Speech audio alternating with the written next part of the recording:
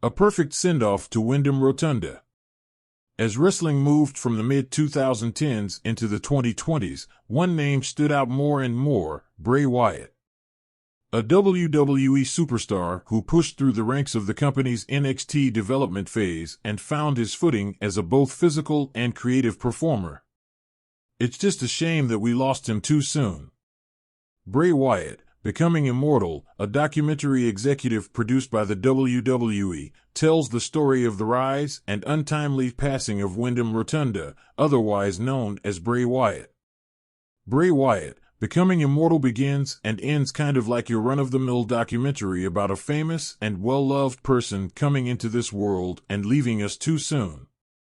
However, in between, there is a lot of information and never-before-seen footage that can captivate even a fair-weather wrestling fan.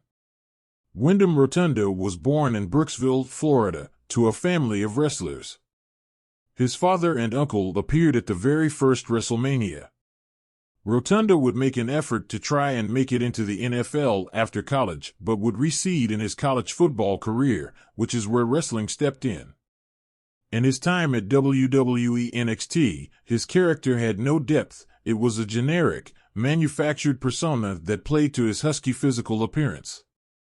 Rotunda would then go back to the drawing board.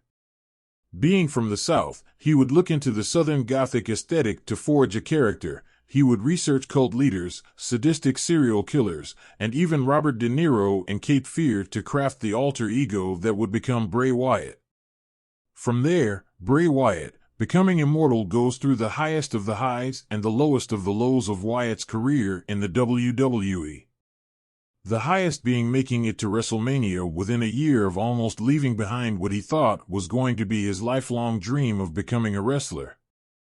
The lowest is his divorce, eventually being released by the WWE, and having to regroup with what to do next.